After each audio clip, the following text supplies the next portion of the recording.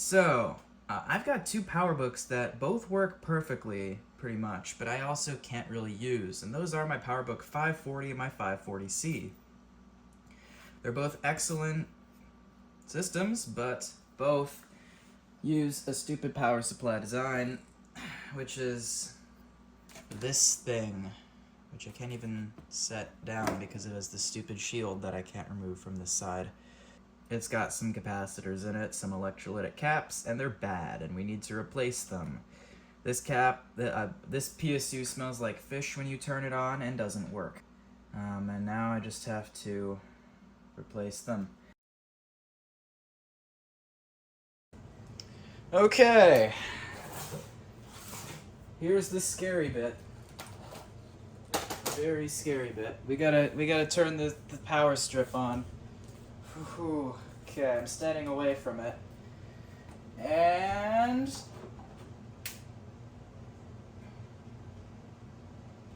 no smoke. That's good. Okay. I am not just gonna go willy-nilly plugging this in. This is supposed to output 16 volts. Can you believe that? All the stuff in this box for 16 volts. Let's test. Oh, 16. 16.4 and 16.5. It's within spec. Hey, I think that should be close enough. I think I saw somewhere that a PowerBook 500 will happily run off anything from 16 to 20. So, let's see. I saw it. Yeah. There we go.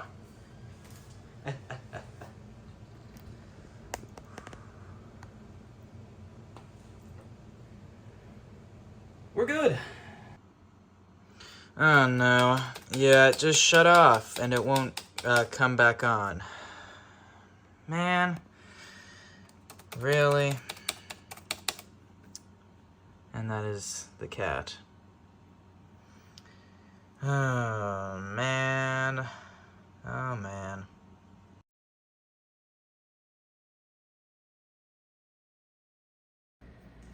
Oh boy, I got a problem, and it is with these PowerBook 500 series AC adapters. Now, if you don't know, Apple decided for whatever reason when making the PowerBook 500 series laptops that the power connector of choice would be this. And so yeah, you can't find these anymore. This plug is obsolete, completely dead. No one's been able to find a source to buy these. So you can't find any third-party generic chargers for these, which means you gotta track down an original. Now I got two of these, and neither work. Both will run for a short amount of time and then just die. Both do it slightly differently, but they just die.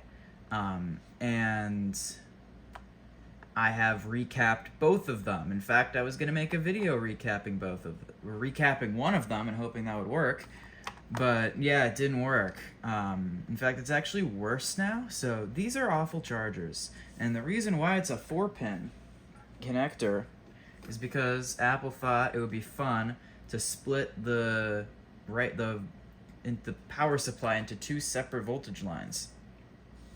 You'll see here it's labeled on the charger here under output as V-main and V-bat. Both of which output 16 volts. V-bat only outputs 1 amp.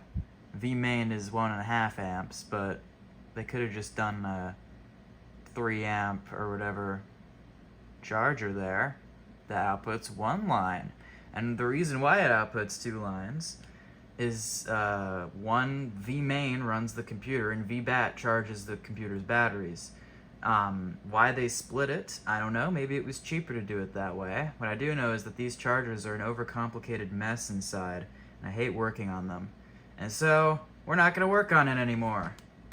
This guy's done. It is not being used anymore. In fact, I am dismembering it slightly, because I am going to take off the output wire. I'm going to desolder it from the inside of the supply.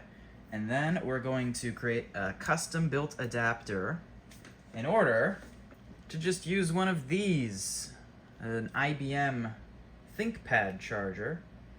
This one outputs 16 volts at 3.36 amps. So plenty, it's the right voltage, plenty of current, and it uses one of these very standard barrel jacks.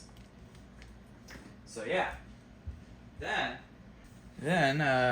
so there are a couple ways of going about this. Now, what I've seen and heard people do is they'll go ahead and take a dead 500 series charger and just chop the cord off a bit. They'll like chop it here, wherever along the wire, and then they'll tone out which wires inside of this cable go to which pins, and then I believe top right is V main, top left is V bat, bottom right is ground, and this one's not connected to anything here. I think I might have the V bat and V main messed up, but tone out which is which, and then solder, and then also chop the tip off an IBM charger or some other charger. It doesn't have to be a ThinkPad, just something that outputs 16 volts with enough amps. And then they'll solder them together, and that's what they use. And that works, but I'm going to do something that is going to be way more convenient in the long run. And that is to use this. This right here is a DC power jack removed from an IBM ThinkPad T21. The ThinkPad T21 in question has a dead motherboard, and I actually have a couple of these. I have two separate dead T21s, and then two from two separate T40s that are also dead. So I got plenty of these jacks, and well, if I get our IBM charger in here, obviously that fits. This jack's plenty tight, it's not loose or anything. So, you see where I'm going with this? We're gonna solder this guy up to this instead to make our own adapter. So that way, when I need to use a PowerBook 500 series laptop, I can plug my custom built adapter in and use a ThinkPad charger, and then later on I can still use that charger on a ThinkPad, which is going to be nice. Further, I'm not actually going to damage or make any irreversible modifications to the original charger. Instead, what I'm going to do is I'm going to desolder this whole thing where it goes in and solders up to the charger board, and then solder those wires to this. The only irreversible modifications I'm going to make are I'm going to be chopping the connector off this and using the wires. So overall, this is quite a reversible mod if I ever do decide, for whatever reason, which I don't think I will, that I want to ever deal with this thing again. And yeah, I think that will work quite well. So that's the plan. One other thing, if you do notice, this is a 2-pin thing. It's going to be center positive, fairly sure. Either way, I can wire it however way I'd like. And then there's another pin down there. Well, not a pin, more like a piece of metal that acts as the negative, ground, whatever. And you'll notice here that on the connector end, they've split it out into 2 separate wires for each. I'm not sure why they've done this, but I'm just going to solder them together for each one after I chop this off. And I'm going to do that just to simplify things here. And so, yeah, I know this will work because someone else who I got the idea of doing this from, this was not my original idea. I got the idea from some very smart people on the 68K MLA forums. As always, they are always very helpful over there. And someone else did it, and with a T20 barrel jack, which should be the same part. And they did the same thing, so that's the idea anyway. Let's do it. And to start, I have to once again deal with this stupid thing. So let me see, what tip do I have? I have the thin tip on my soldering iron. I need to put the big one on here because I need heat.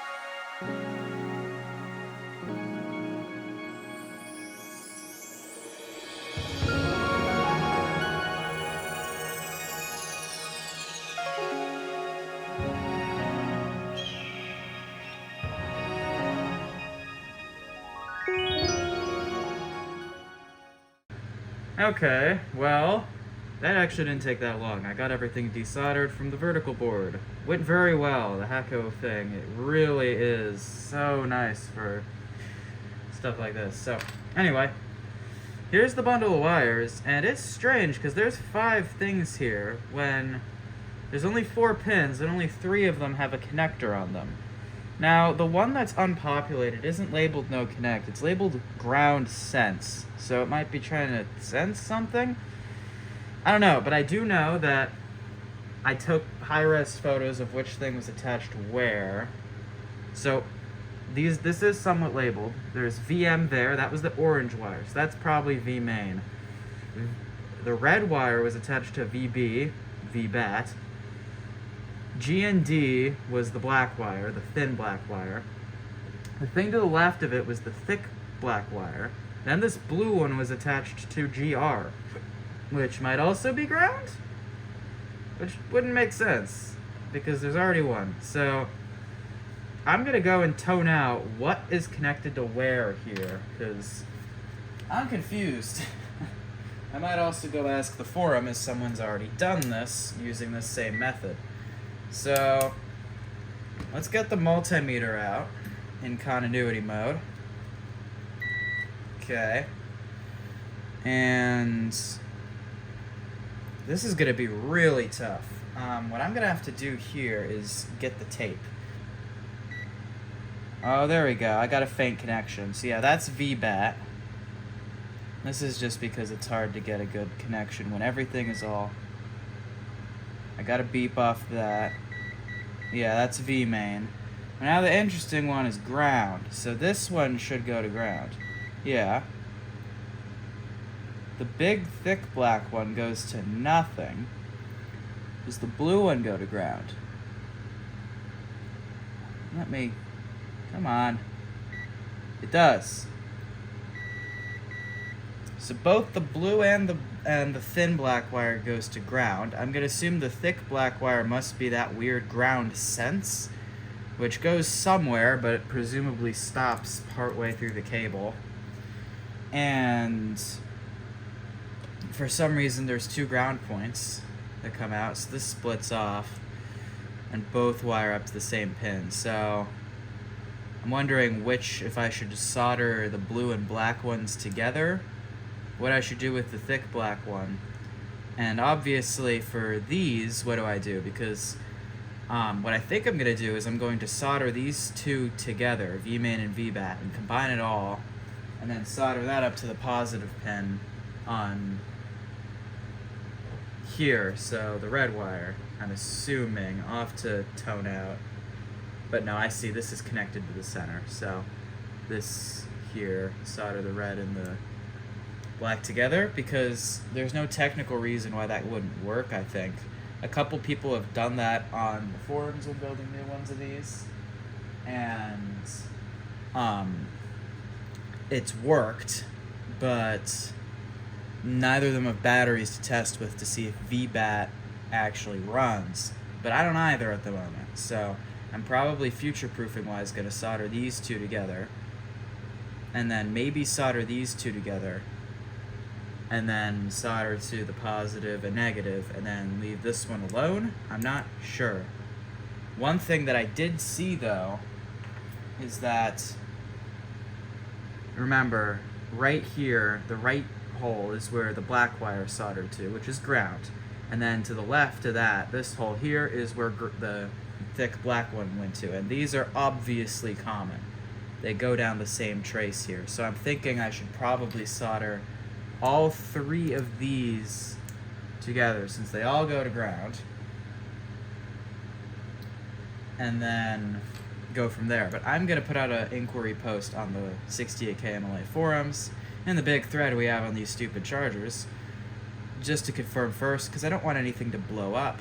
But that's the plan. Alright, so I've gotten word back that how I think I need to wire this is indeed how I need to wire this. So, let's get soldering.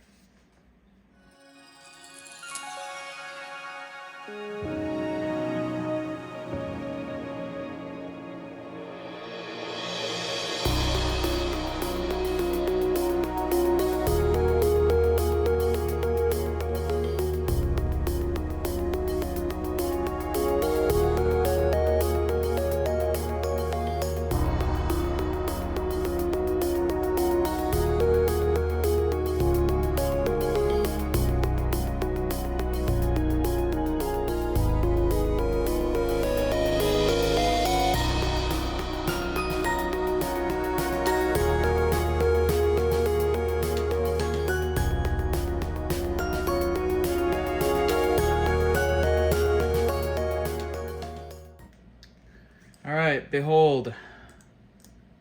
Some very messy soldering. It doesn't look very good. And yeah, I really need to get better at doing this. I need one of those proper quad hands things because I really can't do clean soldering when I'm doing that. Now it's all connected, but it looks terrible and it's in an awkward way because it should ideally be like straight on. I can fix that in the future when I get some better equipment for this, but for the time being it will work like this. It's just looks awful. Alright, it's testing time, and yeah, my desk's a mess. I'm in the middle of my PowerBook 1400 repair project. I'm not sure, depending on when this comes out, that video will either have come out or be after this, but it's something I'm working on. Anyway, we're going to be testing my 540C. Be using it to test. Now, I got this at the swap meet last year, and I got a good deal on it too. $100 got with this and the charger that we used to build this adapter. That was working when I bought it, but the charger died a few months later. Or it started dying, rather, would shut off after being on for a while. And I'm really happy that I got this when I did, because man, prices on eBay now are like $300, $400 for one in nice shape. This one's not in nice shape cosmetically. It's got cracks all over. But I could buy a PowerBook 520 parts machine for $50 off eBay to deal with that. So I'm just glad I got what I got when I did. Because functionality-wise, this thing is working. I'll be using this dog bone looking charger that I also actually got at the swap meet with the ThinkPad T21s that I also got at the swap meet last year, not this year. This was all last year. That died. Okay, so plug this in like so. Stick it back. Nothing is going to be shorted. Okay, good. Let's plug it in. And test. Oh no, no, no, no, no! Oh no! Oh no! Oh no, no, no, no, no, no, no, no, no. Ha! Gotcha. Well, let me know in the comments if that tricked you. But yeah, that was fake. I added in that sound effect in post. That was meant to be an example of why you shouldn't ever test something you just wired up that's delivering power to something without first verifying that the voltage is correct and that everything is continuity where it should be and that sort of thing. So let's actually verify that now and then see if it works. Alright, now let's test for real. This time verifying voltage output first, because yeah, I wouldn't forget that. Okay, so yeah, it wasn't plugged in before, but let's actually plug it in now. Oh boy. Okay, let's hope this doesn't explode. Okay, computer's unplugged. Okay. Charger should be running. Great thing about this is if the IBM charger ever kicked the bucket, I can get any 16 volt that uses that connector. Alright, so this is in DC mode. You're not going to be able to see this super well because of the screen's contrast, so I'm just going to verify this for myself here. VBAT. Let's check VBAT. 16.5, that's fine. These will run off that just fine. It doesn't have to be precisely 16. And VMain, I think I'm getting these right. Same thing, which is good because they're wired together. Alright. And now we will actually test and see if the computer works. Okay. Hey! Chimed, hard drive spinning. Running off the IBM charger. Screen's on. And it's booting. There we go. Awesome. Okay, so next thing I'm going to do is run the computer for a few hours under this setup and make sure that nothing goes wrong. Make sure that nothing's getting too hot or anything. Everything feels fine now.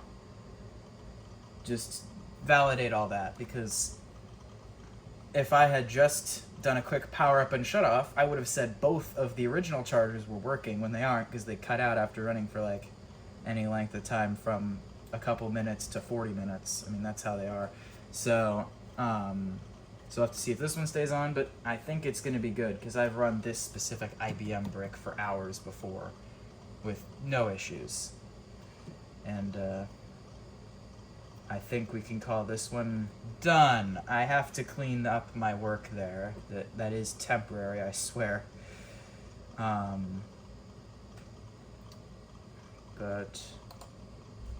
there we have it. My 540C and my 540 should be usable again. As you can tell off to the right, I'm editing this video now and realized I never shot an outro, so here we go. It works great. I ran it for hours, and yeah, perfectly stable, reliable, as I expected it should be. Very modular. If that brick ever dies, I can just grab another one. I have like 5 of those IBM chargers, and I mean, it's just a standard size barrel jack 16 volt brick, so not exactly hard to replace. And yeah, works great. Nothing much else to say. I need to clean this up, put it in some pretty little box or something like someone on the forums did, but that's all stuff that I can do at a later date and time, because this works for now. And you know, there's a saying for this sort of thing. There's nothing more permanent than a temporary solution that works. So it might be a while before I get around to that. But in any event, thank you all so much for watching. If you enjoyed this video, a like would be much appreciated, but you don't have to if you don't want to, of course. And see you all next time. Have a good one.